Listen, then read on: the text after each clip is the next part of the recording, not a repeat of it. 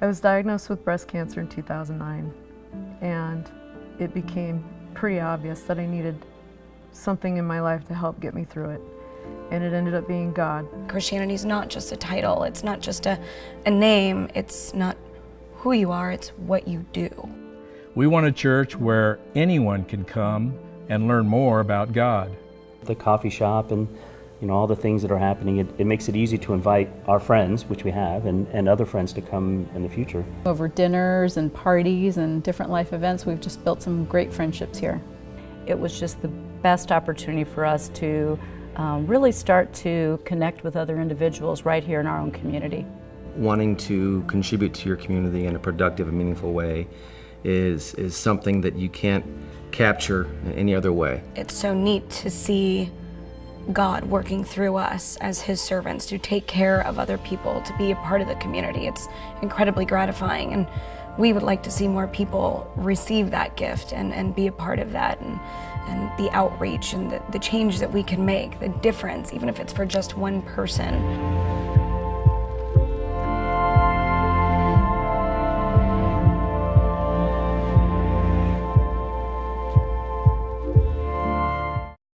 Well, welcome. We're glad that you're here today. If you're visiting Scottsdale for the Thanksgiving holidays, welcome. I know that the weather's kind of rough here compared to the Northeast, but we're doing the best we can. This week is the last week of this series we call Linked, and we've been sharing our stories, the stories from each other right here at Chaparral, and you've had a chance to see those, and it's been great. If you missed any of them, I encourage you to check those out. They're all there on YouTube, on our YouTube page and our website, just to get to know each other a bit better and to share our stories. Now, it's been 6 weeks, and 6 weeks ago we started off this little journey with an anchor, and we said that the anchor that connects us to God is these two instructions that Jesus gives us: to love God with all our heart, soul, mind, and strength, and then to go and love our neighbors as ourselves. And our neighbors aren't just folks living next to us or sitting next to us, but the people we run into at the store, or the people we run into at the bank, or the folks at work, but to love our neighbors as ourselves. We built on that anchor. We've kind of put links together. We talked about worship and how we see God and how we see the world, how we give thanks changes our view of the world. We talked about investing in God's kingdom, investing in things that matter, investing in things that give us a future, and investing in the future, and then sacrificing ourselves for that investment because it matters to us, it matters to God, it matters to His people.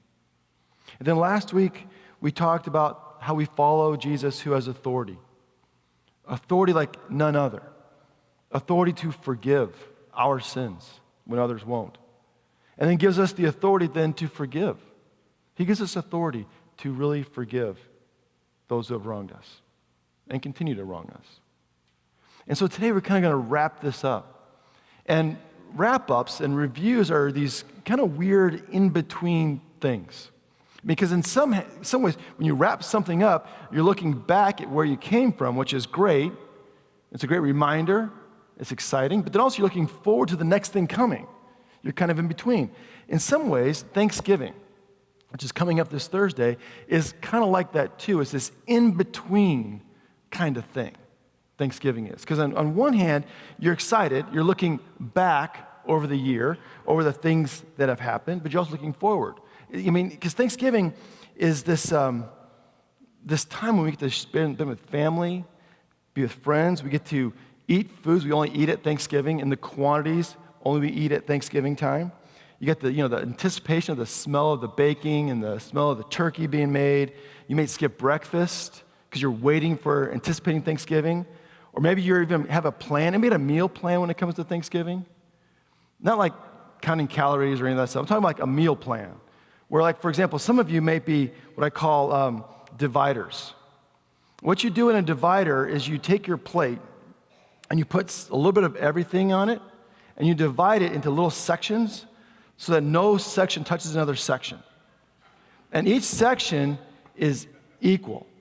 And what you do when you sit down to eat is you're kind of like a NASCAR driver, right? You go fast and turn left. You just kind of, anybody do that?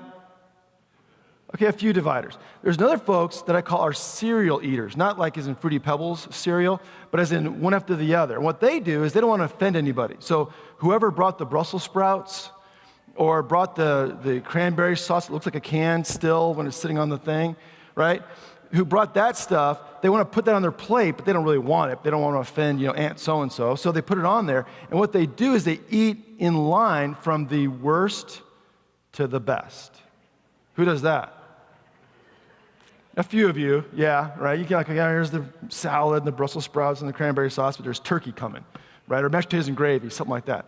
Then you've got these kind of weird folks that are the mixers. Mixers don't care about lines and dividing things up. What they want is they want Thanksgiving on a fork. So they'll take a little turkey and a little potato and a little gravy and a little Brussels sprout and a little this, and then they get this fork like this tall, all kind of layered up, right? And who are mixers? Okay, a lot of mixers out there. Okay, so there's like this Thanksgiving. Anyway, but you get that idea, right? And here's the thing about Thanksgiving is you do all that work, all that cooking, all that prep, all that time in the store looking for this spice you never even heard of before. All that time goes into it, and it's over in about what? Halftime? Right? That's all it takes, and it's gone, and you got all these plates and stuff. So there's all this anticipation, but then, on the other hand, though, there's the looking forward part, right? What do you do after the meal? You're all thinking like, I don't know, what do I do after the meal? Right? Yeah, how many of you watch football?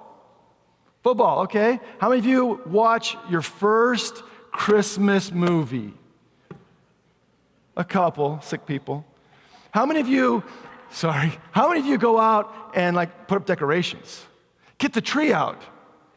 A couple. All right, how about this one? Anybody start planning your shopping trip for the next day? Start going online, looking around, what's going on sale. Here's the best one. How many of you take a nap? Yeah, it's like, that's me, right? You kind of that whole tryptophan coma kind of thing. All right, but here's the thing I want to say this. Again, there's this sense of looking back at Thanksgiving and looking forward, but don't forget about the giving thanks part. I know that's a typical reminder we make here in churches on Thanksgiving week, but I really mean that. Don't forget about giving thanks. It was a big part of who we are as Christians. And this kind of week allows us to reflect on all the stuff we've given thanks for over the last year. In fact, biblically, it was a big part of it too. There was a holiday, there still is, in October in Judaism called Sukkot. Sukkot. It's a festival of booths. It has a 7-day holiday. And it actually has two kind of parts to it. On one hand, it was a reminder of when they were in Egypt and how they came out of Egypt and they were spent 40 years in the desert and how God took care of them, right? They lived in these booths. And so during Sukkot, if you're Jewish, you were to live in a booth, in a little, three-sided shack, if you will, outside your house, and have meals there, have friends over, guests over, in this little shack to remind yourself that you were out there in the wilderness and that your people were dependent upon God for food and everything while they were there. The second half of that, it was also the Feast of Ingathering. So it was this festival like Thanksgiving when all the fields were golden and all the food was brought in and they could celebrate the harvest being brought in together, and they'd have this 7-day feast. This was all about Thanksgiving. In fact, and this is more of a trivia piece. I mean, most folks don't know this, but Sukkot is actually related to Hanukkah. And when's Hanukkah? December, right? It's kind of around the Christmas time frame. Hanukkah really isn't a biblical Jewish holiday. I don't know if you know that. It was actually a holiday that came around in about 164 BC. So about 150 years before Jesus, we had the first idea of Hanukkah comes around. It was in the Talmud, and it's when the Greeks had controlled Israel, all right? And there's a revolution called the Maccabean Revolt, and they went and they got the temple back, and they cleansed it. So they can have sacrifice there again in Jerusalem. Again, about 150 years before Jesus, all right? And when they cleansed the temple, they found some oil there for the menorah, but enough for one day. When they put the oil in the menorah, it lasted a full 8 days. Now, why would that be important? And here's the part where the history gets kind of sketchy. What we think happened is because the Jews were under Greek rule in October, they couldn't celebrate Sukkot. They couldn't say Thanksgiving to God. So what they did is they moved it to December that year. And what Hanukkah may be is a reflection of this movement of thanksgiving for the Jews to December to make sure that they said Thanksgiving that year. Does that make sense? I mean, it was so important that they give thanks that they moved the holiday that year. So I just want to say to you that Thanksgiving is incredibly important. So don't just rush into December, rush into Christmas without really saying thank you. Now, giving thanks might look different for all of us. For some of us, this may have been a great year for you. God really blessed you in a big way this year, and you really need to say and should say and want to say thank you. Or maybe you've been so busy this year, you haven't thought about saying thank you. You've been so busy with what's going on in your life that you need to really think about stopping, reflecting, and giving thanks because you've been just so busy. Or maybe you look back at this year and say, there's not a lot to give thanks for. It's been a rough year. It's been difficult. There's been a lot of bad breaks in my life. So maybe Thanksgiving is going to look a little different for you this year as well. Are you going to be broken by your bad breaks? Whatever situation you're in as you approach Thanksgiving this year, I want to share a story with you today. It's a familiar story. It's a great story. It's probably one of my favorite stories in the Bible. It's one of the longest stories in the Bible with a lot of great lessons and little tidbits. We can't really read it all or anything like that today, but we're going to look at parts of it because it really shows us how we can connect and give thanks to God in the ups and the downs. It helps us show how we can link ourselves to God even when bad things happen in our lives and how we can see the world differently through those things. So we're going to go all the way back to the very first book of the Bible, Genesis, today, and look at this person whose life really could have been broken, just broken by the bad breaks that happened to him. So we're going to look at that today and ask the question, what happens when life seems so unfair? Well, Joseph is our story today, and as you know, he was born into a big family, 12 brothers. So imagine what Thanksgiving looked like at their house. You got 12 brothers all going to eat together. If that's not hard enough, you have 12 brothers from 4 different mothers. So now there's all this little stress in there too, right? Of those 4 mothers, 2 are sisters. Of those 2 sisters, 1 is the favorite of Jacob, the father. So if you think it's awkward around your Thanksgiving table this year, can you imagine what it's like passing the potatoes at Jacob's table? Right? It'd be a little off, a little awkward, right? Well, that's what happens here. Well, Joseph is the favorite son of the favorite wife of Jacob. And Jacob doesn't even begin to try to hide the fact that Joseph is his favorite. In fact, when Jacob is there, he is promoted to although he's young, he's promoted to the highest office, if you will, in the family. So while his brothers are out working in the fields in the hot sun, taking care of the flocks, where's Joseph? In the home office, in the air conditioning, hanging out with dad, right? And then his dad even gets him this ornamental robe of some sort. We don't know what it looks like. We don't know how many colors it had, but we know it's just this ornamental thing for just Joseph. And so he kind of sticks out. Now, is any of that Joseph's fault? No, he didn't do anything wrong, right? He's just his dad's favorite.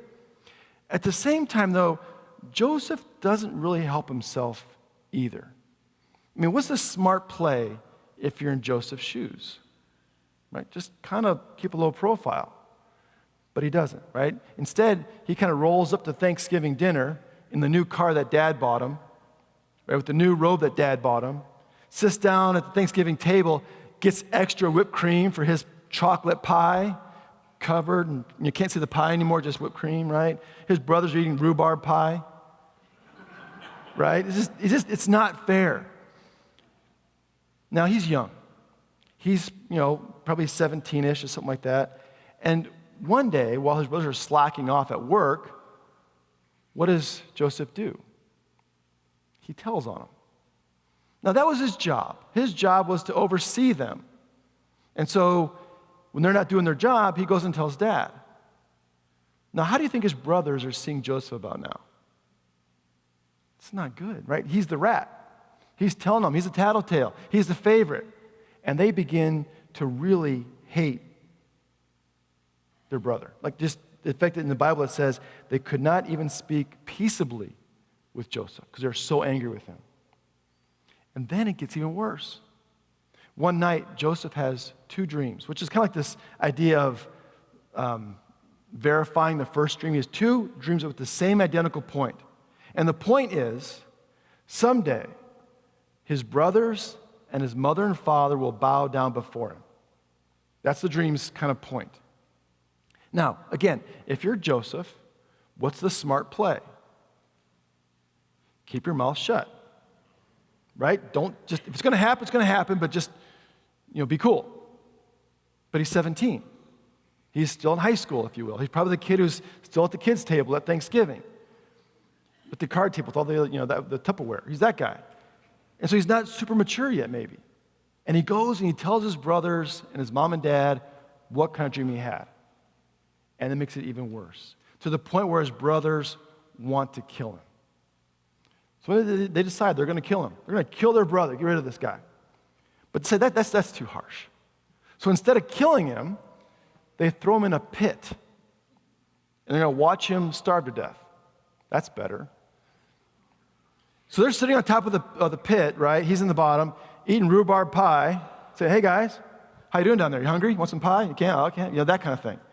When all of a sudden along comes this caravan of Ishmaelites, and they sell, Judah, one of his brothers, sells Joseph into slavery for 20 pieces of silver.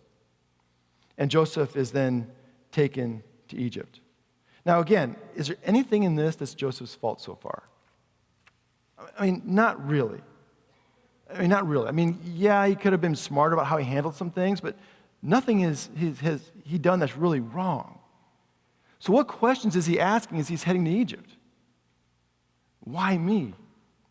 What did I do wrong? Why did this happen? What about the dreams? What now? Super uncertain times for this guy. Maybe we've been there before too.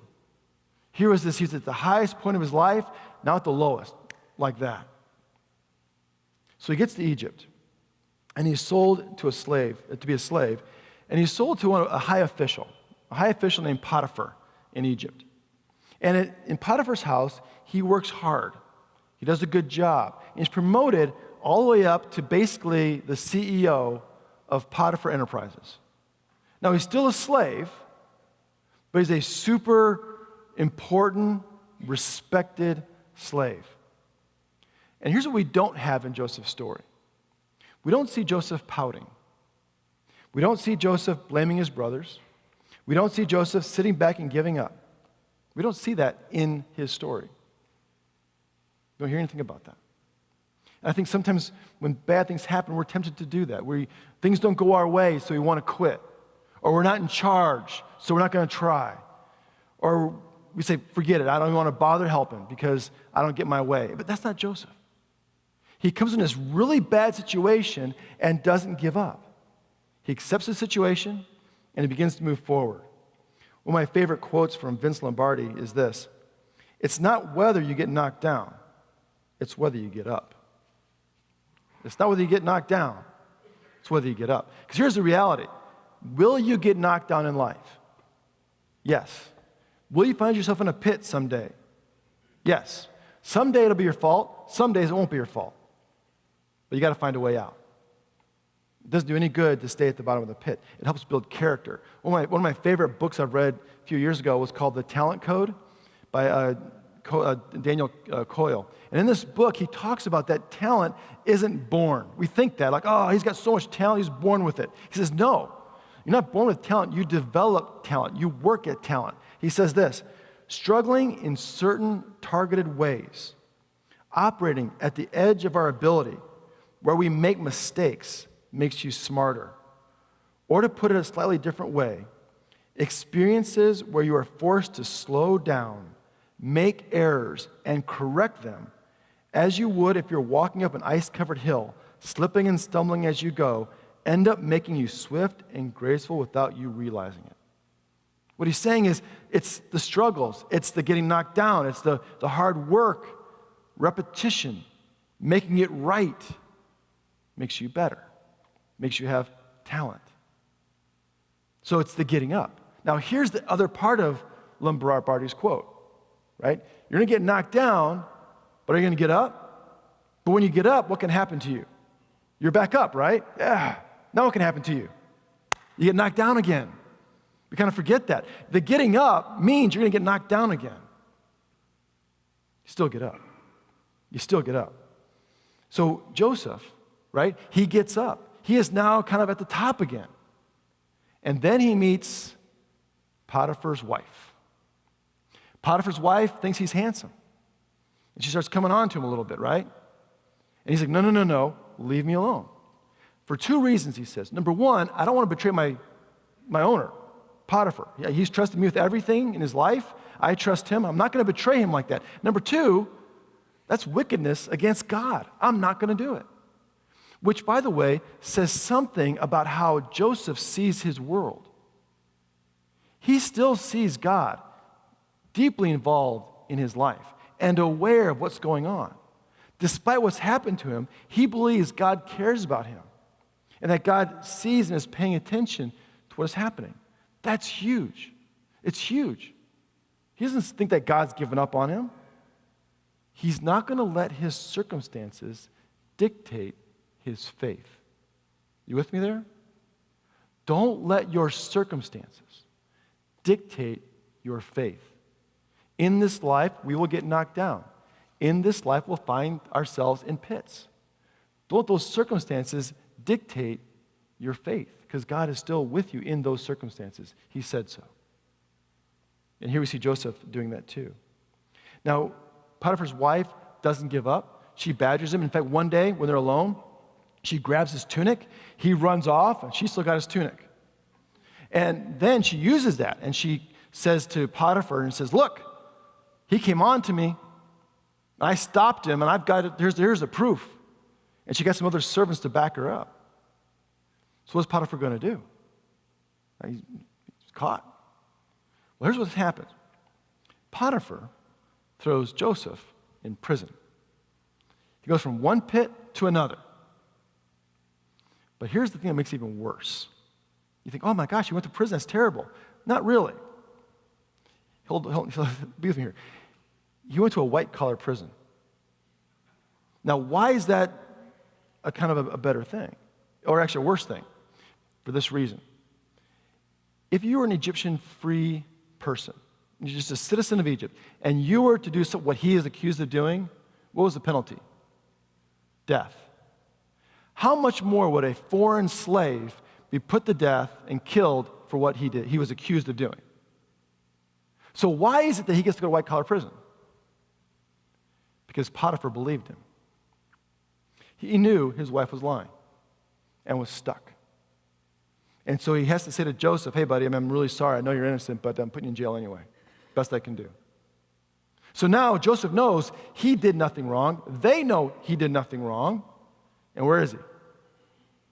In prison. I mean, in some ways, the first time he was in the pit, you're like, okay, I get it. He wasn't really smart about how he handled his brothers and stuff. That's why he ended up in a pit. This time, he did everything right and ends up in a pit too. And so we have this whole thing that don't let your circumstances dictate your faith. Because when he's in prison, he continues to be faithful. One night, a couple of Pharaoh's high servants are in prison with him, and they have dreams. Now this time, they have dreams. Joseph doesn't. He interprets the dreams. And in these dreams, he says to one of them, he says to the baker, not good for you. In 3 days, you'll be executed. To the cupbearer, he says, good news for you. In 3 days, you go back to Pharaoh's court. That's what your dreams mean. But when you get back to Pharaoh's court, don't forget me. I'm innocent. Help me get out of here. Now, do you think the cupbearer remembers old Joseph back in prison when he gets out? No, he doesn't. Until one day, Pharaoh himself has a dream. 2 dreams, again. These 2 dreams are all throughout the story. And he's these 2 horrifying dreams, and he can't sleep. He's all upset about it. And his cupbearer goes, hey, I know a guy. I know a guy named Joe. And Joe helped me with some dreams. He'll help you. So Pharaoh goes and gets Joseph out of prison, cleans him up, shaves, cleans him, all that stuff, brings him forward. Which, by the way, another little lesson in this story is the wisdom of Pharaoh. I mean, he could have said, excuse me, prisoner, foreigner, slave, convict. No, I can listen to this guy. But he doesn't. He listens to him. It reminds us that everybody's got a voice. When you're on the Thanksgiving table on Thursday, everyone's got a voice worth listening to. Right? Listen. God gave you 2 ears and 1 mouth. Take the hint. Okay? So Pharaoh listens, which is a great thing for Pharaoh. He listens to this guy, and Joseph comes and gives him an interpretation. He says, God gave me this gift, and God interprets your dreams. Here's what's going to happen. You're going to have 7 years of plenty, of great crops in Egypt, followed by 7 years of severe drought. That's what's going to happen, Pharaoh. And then Joseph goes a step further. He says, you know what? I know how to help you. He gives him a plan of how to help Egypt survive the drought, which he didn't have to do. Think about his life in Egypt. He was taken there as a slave. He was falsely imprisoned for 2 years. And despite all of that, he wants to help the Egyptians. He sees beyond his circumstances and offers to help the Egyptians, and does. And Pharaoh takes old Joe and raises him up to second in charge of Egypt. Gives him a new name. He goes from Joe to Zaphnath-Paneah. I guess Joe's a little easier, fits in the back of a jersey better, I don't know. But so he's raised to the second level of Egypt, and he begins to take care of Egypt. He brings in the crops, he gets the food together, and prepares them for the drought. When the drought hits, the entire world is in trouble. And the drought reaches as far north as Israel. And who lives in Israel? His brothers. So who's up there starving? His brothers. Who comes to Egypt for help? His brothers. And one day they appear before Joseph, this high official. But they don't recognize him. Because it's been all these years, it's been like 13 years. And he looks like an Egyptian. He walks.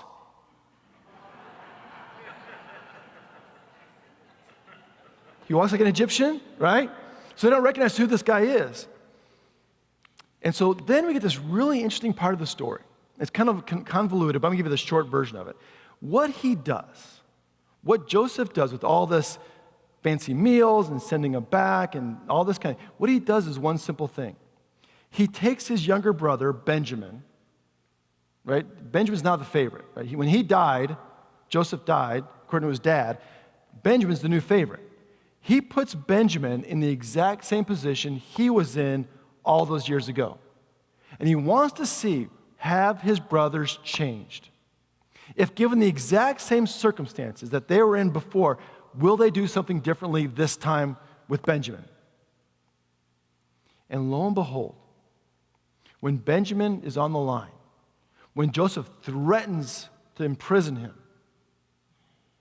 Judah, the very guy that sold Joseph into slavery, stands up and says, take me instead. Send Benjamin back to his dad. His dad needs him. He lost his other son, Joseph. So take me instead. And when Judah does that, Joseph reveals himself as their brother. But he wanted to see, had they changed? And we see what drives Joseph. He didn't let his past define him. I mean, he didn't forget the past. He knew about the past. He knew what they did to him. He didn't forget it. It didn't define his present or his future. Instead, what he did is he redeemed it. He redeemed his future, and he redeemed them. And we get one of the most powerful verses in the Bible in Genesis 50. Joseph said this to them: even though you intended to do me harm, God intended it for good, in order to preserve a numerous people as he is doing today. Even though you intended to do harm to me, God intended it for good. That's how he saw the world. And because he saw the world that way, he redeemed his future and his present. Because you think about it, he was sold into slavery and yet blessed Potiphar's house. He was thrown into prison unjustly, but blessed those he was with while in prison. He was brought before Pharaoh and saved Egypt. and given a chance to face his brothers, he redeemed them and forgave them because he believed that God was with him the entire time. He believed that God held his future, and he made that future his present. So what about you and me? Do we let our disappointments and our difficulties define us? Or do we trust in a God who sees our future, who holds our future, and we let that future be today? We're going to come around this table now for communion. And it is a table of thanksgiving as well, where Jesus shares his body and his blood with us. And there's no favorites around his table. There's no favorites. Instead, he came to us to walk our roads. He came to be in our pits with us, in our prisons with us. And despite our circumstances, he promised never to leave us, ever, to be with us to the very end of the age. He came not to redeem our past, but he came to redeem us and give us a future. Let's pray together.